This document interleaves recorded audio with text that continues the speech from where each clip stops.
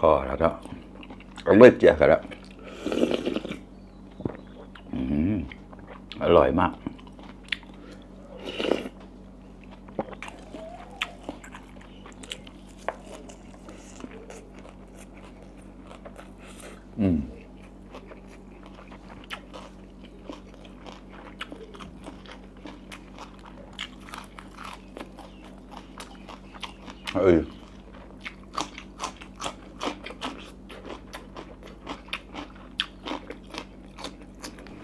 มึงเออสวัสดีฮอร์อ้าวสวัสดีทุกคนครับแกเราจะเยอะตากว่าหัวหนาวนะเป็นเฉียมเปิงตาหัวหนาวกัน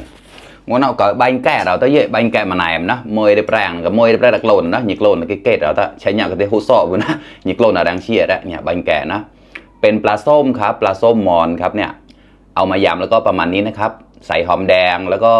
ยำเหมือนคนไทยนั่นแหละแล้วแต่ชอบใส่พริกป่นแล้วก็นี่ใส่พริกขี้หนูด้วยนะครับแต่ที่เหนียวกันนะปลายแต่นะกรอจุลเงี้ยไก่กลึงเชียร์ปอยกับหมูจอบแล้วน้องเราจะเยอะก่อนอันนับตัวมะนาวนะ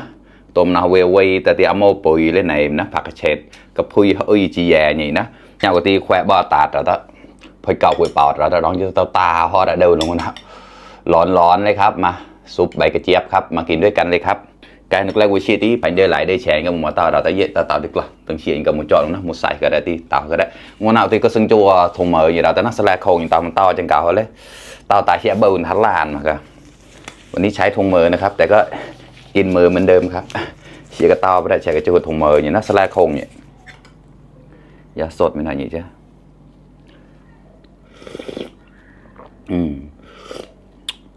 ข้อมากระได้เยอะหวานมากจุดละซ่าเนี่ยหวานนะท่าไก่ตาวนุ่มมาตักกันเลยครับยี่ก็ตายมันจอดใบแก่กันแล้วท่าชื่อนะคอมเมนต์นี่นะใบแก่มันแหนมนะข้อมาก็ปล่อยตะเกียบนะมันก็ปล่อยกับเสียงบ่มาเสียการนับเลยนะกว่าปล่อยเราเองสะพามโม่ละรองตาวนุ่ม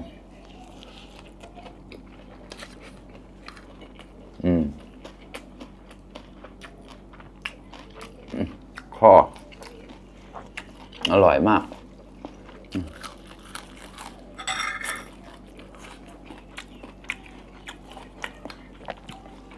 ปลาร้อนปอด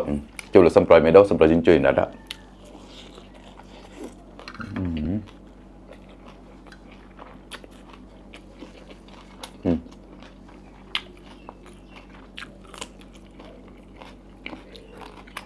ต้มน้ำรักเล่าแล้วจ๊ะ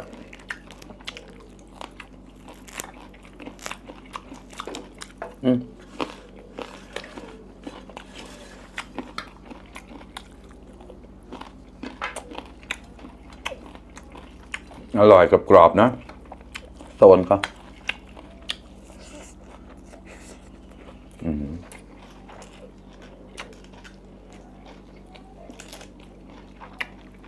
กระพุ้ย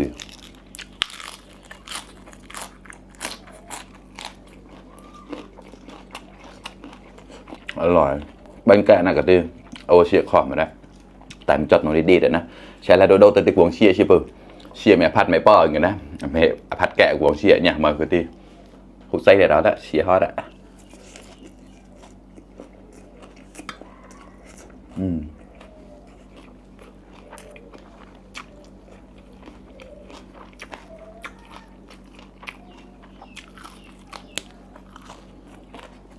tao tại sao là bữa nay phải làm sẽ đông là xương trâu thùng mờ cà phê người tại sao mẹ quên nữa quá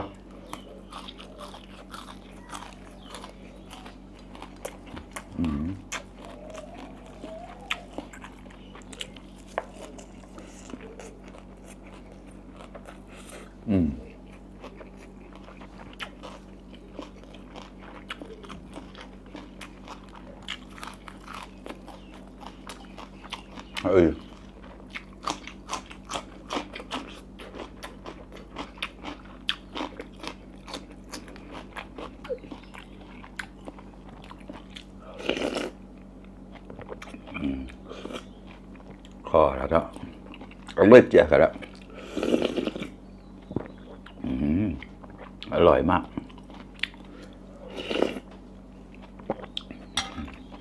những cái buổi chia pon cái chia pon cái mình chọn ra đấy vậy กละ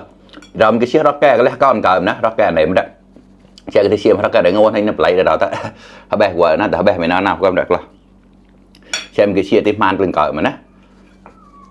một thùng một làm ra cháu ba thùng tí ba làm bao châu nó xe mà lại thật lòn ấy cho tiếng tuổi co đó bự cỡ 3 kg nè 3 thùng thì chút một thùng 1 kg đó lấy tạo mong một thùng 2 kg cho luôn đi chơi cái nhỉ lấy ba hụt tạp đó sẽ là khôn nhỉ lại một thùng 1 kg nè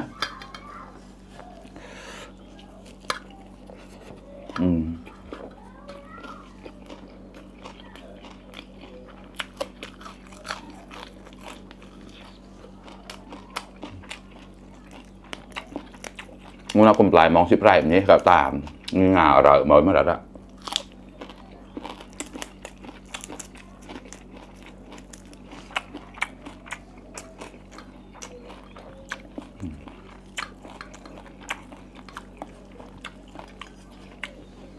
ก็แล้วก็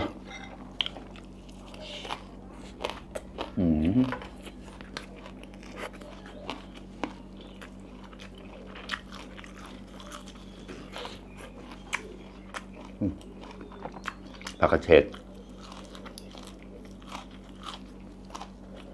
มอนไปก็เสียมากนะ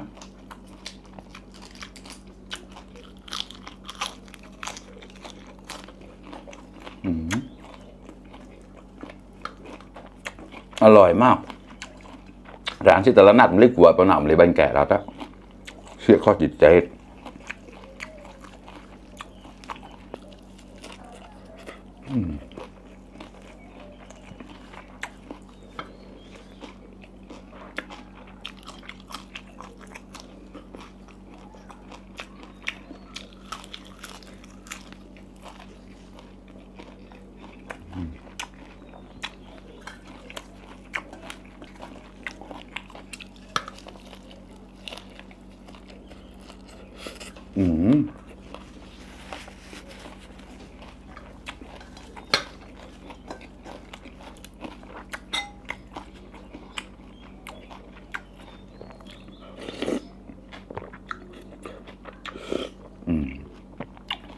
คือแขวนเนี่ย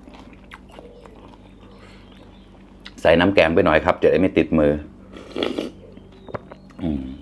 ข้อมันก็แล้วนะแขวนบาตานนะตาๆมันนะข้อแขวน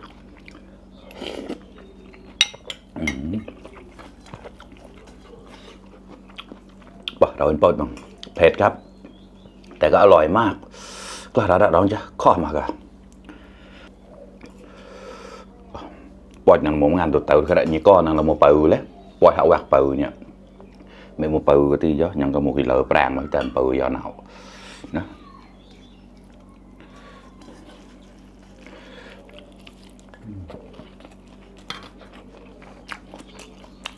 แค่กันเนี่ยจะน่าเฉียดได้ไปตอนนั้นเขาหนาตามซะนั่นแน่หรอตามในเตาบานดีนะเนี่ยจนเจอมือเสียงหมดเลย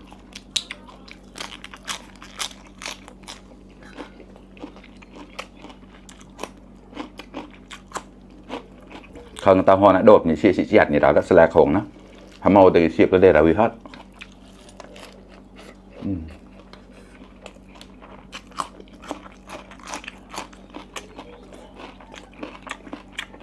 จันแต่หอมกระโมยกลนสิบันแกะกลนโซสิบันแกะก็แจ่มเขาเปิดพอดีมันกระราวเลยแล้วหกแช่หกไปเดินโขกข้อ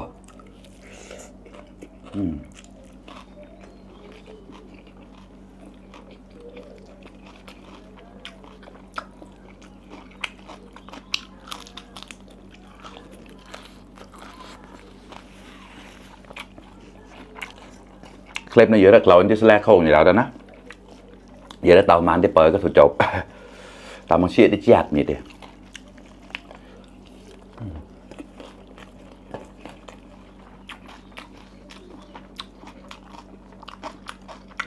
คลิปนี้อาจจะยาวหน่อยนะครับ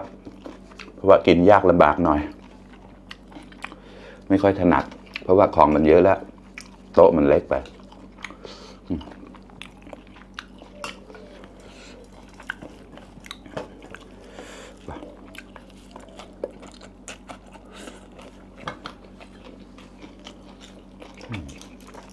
เชื่อกับพูดปากปด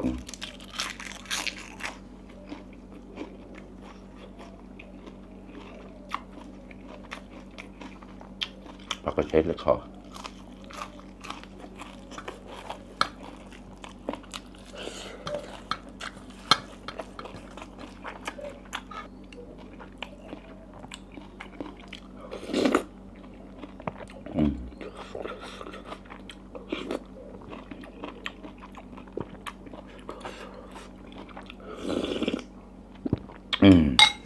ไก่เราก็เตาติดแกลนนะเคลิปน้ำหนักเราเนี่ยนะเดี๋ยวคลิปมันจะยาวไปก่อนครับขอบคุณมากๆครับตังตุนระอ้าว